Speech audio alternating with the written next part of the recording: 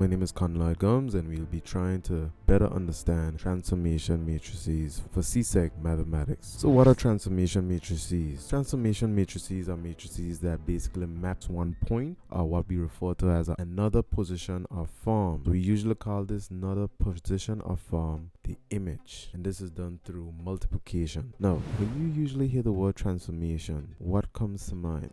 Now for me, I think of a transformer, and we know a transformer from the movies Optimus Prime. We know that Optimus Prime starts off as a truck. He turns into the Optimus Prime that we know. So in this reference, when we're talking about the object, this first one here would be considered to be the object. Something usually triggers Optimus Prime to transform. Once he transforms, he turns into this. So in reference to maths, this would be considered the image. So from the truck, it's considered the object, and from this point of view, it's considered the image. Now, typically, when we refer to the object, let's call it a point P. So this point P, we will just call it Optimus. Once Optimus transforms, he becomes Optimus Prime. So we're gonna call this the point P prime. So literally this is how we refer to it in mathematics. So just for reference, to get from P to P prime, we have to multiply with a transformer. So the transformer could be a matrix called T multiplied to that point P, which gives us P prime. Example of a transformation matrix can be this. T is equal to 0, -2, 2, 0. This can be a transformation matrix. Once we multiply this transformation matrix to the point P, we end up with P prime. Same way, once Optimus transforms from a truck, he will turn into Optimus Prime. Now what if he wants to go back? If he goes back, he will basically do the reverse of what he did initially. Now in maths, we refer to this reverse as the inverse. So to get from P prime to P, we have to do the inverse of that transformation, which can be written as T inverse, multiply that to the prime, and we would end up with P. So we're going back. So to go from object to image, we'll say the transformation times P gives us P prime, just like Optimus changes from the truck to Optimus Prime. And if Optimus Prime wants to go back to the truck, he just has to do the reverse of what he did. Likewise, if you want to get P prime back to P, you just have to multiply it by inverse of the transformation that we use. We're going to see this in an example as we go on, but I just want you to understand these three key points. Okay, so these 3 points here, T, P equal P prime. T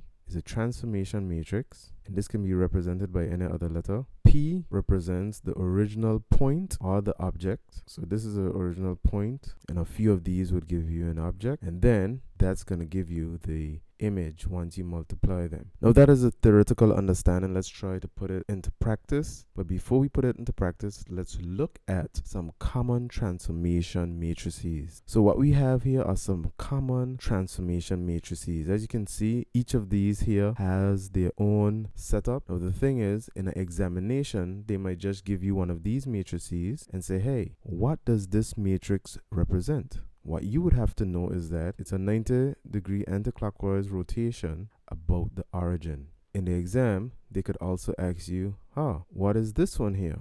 And you have to know that this here is a reflection in y-axis. So let's actually try this matrix to transform an object on a plane, so you can understand how we get from transforming a point to another point P prime, or how do we change Optimus to Optimus Prime. Alright, so in order for you to better understand this, what I did is I put a shape here on a plane so you can see what it looks like. We have the y-axis and the x-axis. So this is a shape PQR, which is a triangle. And we are saying we're going to be mapping this to P prime, Q prime, R prime, which is a second triangle, which is not here as yet, using the transformation T. Okay, now we are saying that T is what? What kind of transformation is T? So matrix T below represents a reflection in the y-axis. The triangle PQR is mapped onto the triangle P prime, Q prime, R prime by the matrix T. Determine the coordinates of the triangle P prime, Q prime, R prime. So first, let's look at this coordinate here. So the coordinate for P is actually what? This here is -9 and it goes to 6. So this here is going to be -9, +6. And this one at R is going to be -9, +2. The one for this one here, Q, is -2, 4. Alright, so let's start it off by first looking at the point P. So I want to transform, remember from our early example, I want to transform the point P to p prime. So remember, we say that transformation, when we transform and we are multiplying the matrix, so we could say t, which is this here. So that's going to be -1, 0, 0, 1, and we are multiplying that t here by p. Now, how do we figure out what p is? P represents the coordinate of the point p. So we have -9, 6. So -9 goes at the top here and 6 goes here. So in order to figure out what p prime is, we have to multiply these out to figure out what p prime is. Now, if you remember from our video with multiplication, we have to go row multiply by column. You can always go back to that video that we did on that, which I'll put in the description, so you would be able to look at that if you haven't seen it before. So we go here now, -1 times -9. So -1 times -9 plus 0 times 6. All right. So then our next one is going to be 0 times -9. So 0 times -9 plus 1 times 6. A negative times a negative is a positive. So that will give us +9. And then we'll have here 0 times 6, which is 0. 0 times -9 is 0. And 1 times 6 is 6. So we have to add this. 9 plus 0, which is what? 9. 0 plus 6 is 6. Therefore, our coordinate for p prime is gonna be 9, 6. So we could look for that now. So we have 8 here, 9 here. We go straight up to 6. So here represents p prime, which is 9, 6. So we just transform this point p to p prime, the same way Optimus transforms to Optimus Prime. Now, we want to transform the point q as well. So to transform q, we multiply it by the transformation as well, and then we would end up with q prime. So we do the same process over again. -1, 0, 0, 1. So that represents t, the transformation t. Then we have q. So what is q? Q is -2, 4. So once we do that, we have -1 times -2. Same process again. So we still do the same row times column plus 0 from here times the 4. So 0 times -2 would come here, and we're going to add that to 1 times 4. 1 times 4. So -1 times -1 is +2, and we're going to add that to 0 times 4, which is 0. 0 times -2 is also 0, and we're going to add that to 1 times 4, which is 4. Therefore, 2 plus 0 is 2, and 0 plus 4 is 4. So I can say that my coordinate q prime is 2, 4. So then I can come here, look for the point 2, and look for the number 4. So 2, 4, and this here represents q prime, r to r prime. Now that you catch a point, we'll just speed this process up.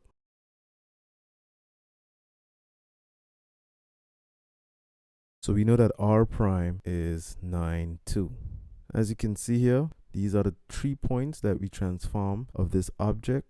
So once we connect the dots, you'll notice that this indeed is a reflection in the y-axis. So this is a y-axis, and we have a reflection of PQR into PQ prime and R prime. So this here represents the object, this here is the image. So we use the transformation matrix T to transform PQR to P prime, Q prime, R prime. So this is essentially how the transformation works. Now, as you can see here, we have 3 variables here, the transformer, the original point, and the final point. So therefore, there are 3 different scenarios that we can be asked to be able to answer a question related to transformations. We're going to look at these 3 scenarios, and then in another video, we're going to talk about combined transformations, when we have more than one transformation at the same time. Let's look at scenario number 1. So that's when the transform point or shape is unknown. So that's similar to what we did earlier, right? So we have the matrix T, which maps the point P to the point P prime. So we do not know what P prime is. So determine the coordinates of P prime. So what I always tell my students is try to set it up like this. T multiplied by P, which gives you P prime. Now, if I'm looking at this, in this case, T is 0, -2, 2, 0. And P is 2, 3. So we have here 2 and we have here 3. And once we multiply these, T multiplied by P, we're going to get P prime. Now, Remember, matrices have to be conformable. You can check out our video on multiplication again to see how we know when they're conformable or not. So in this case, we have row multiplied by column. So then we'll have 0 times 2 plus negative 2 times 3. Then we're going to have 2 times 2, because we're looking at the next row, 2 times 2 plus 0 times 3. So 0 times 2 is 0 plus negative 2 times 3. So a negative times a positive is a negative. So this would be negative 6. And then 2 times 2 is 4 plus 0 times 3, which is 0. So 0 plus negative 6 is negative 6. And 4 plus 0 is 4. So therefore, the coordinate of P prime would be equal to negative 6, 4, where x is equal to negative 6 and y is equal to 4. So notice in this particular question, we did not have P prime. So we had the transformation matrix, the point P, but we didn't have P prime. So now, scenario 2. So the transformation matrix T below maps the point P, 2, 3 to the point P prime, which is negative 6, 4. So I'm using the same question, but I'm showing you the different scenario of the same question. So in this case, we set it up the same way. So we always set it up this way. So T times P gives us what? P prime.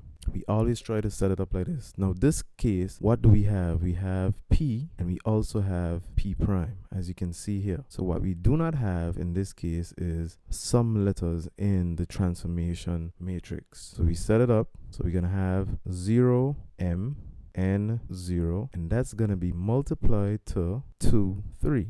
And we know what that's equal to. That's equal to negative 6, positive 4. Now, same thing, we go row times column. So in this case, I could say 0 times 2 plus m times 3. Now I could say n times 2, and that's going to be added to 0 times 3. So what's 0 times 2? 0 times 2 is 0 plus 3 times n, which is 3m. N times 2 is 2n plus 0 times 3, which is 0.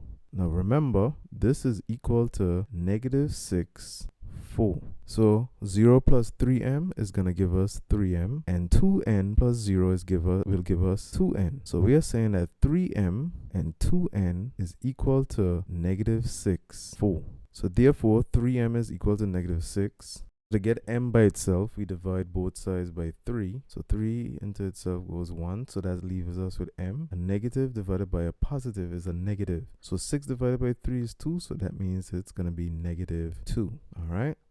Now the next thing in this particular instance, we're going to have 2n, which is equal to 4. So to get n by itself, we divide both sides by 2. So in this case, n would be equal to 4 divided by 2, which is 2. So if I had to write back the transformation matrix T, I can write it as 0, substitute the m for negative 2, n is actually 2, and then 0. So then we have back our transformation matrix T.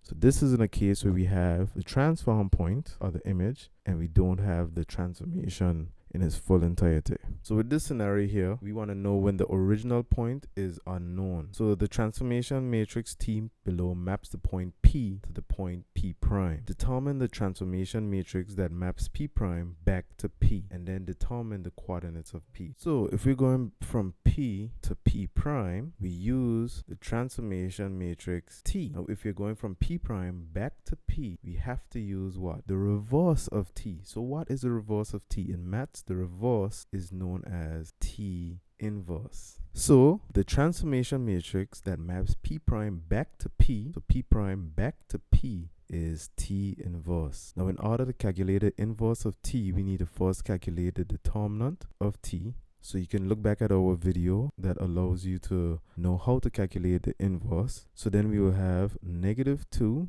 doing the crisscross times 1 minus negative 1 times 3. So negative 2 times 1 minus negative 1 times 3. So this would give us negative 2 minus negative 3. Now negative 2 minus 3 is going to turn to positive 1. Now we need to find the adjoint of t. So the adjoint of t would be equal to, we swap these points, 1 and -2, so then it's going to be 1, -2, and then we change the signs of these. So -1 turns to +1 and 3 turns to -3. So therefore, t inverse is usually written as 1 over the determinant of t multiplied by the adjoint of t. So that's what we have here, which is 1 over the determinant, which is in this case 1, and then we have to multiply that to the adjoint of t, which is 1, 1, -3, -2. This here represents t inverse, or in other words, this here is the transformation matrix that maps p prime back to p. So now we have to determine the coordinates of p. So usually we go t multiplied by p gives us p prime. Now in this case we have p prime, we have the transformation matrix, but we do not have p. So in order to work out what p is, using this we have to go from p prime to p. That means we have to multiply these two here. The transformation inverse times p prime would give us p. So in other words, p is equal to t inverse multiplied by p prime. So what's that? We know what it is. It's going to be 1 over 1, and then we're going to have -3, -2, which represents t inverse, and we're going to multiply that to p prime, which is -8, 10. So -8, +10 is p prime, and this would give us p. So we do the multiplication, so then it's going to be 1 times -8 plus 1 times 10. Remember, we always go rows multiplied by columns, so 1 times 10. Then we're going to have -3 times